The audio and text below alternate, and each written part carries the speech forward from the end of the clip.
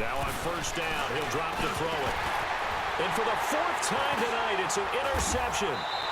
Picked off at the 15. And a big turnover there as his guys will get the football back.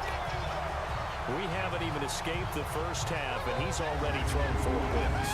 And Brandon, back in the good old days, probably back before you were born, if your starter threw 4 in the first half,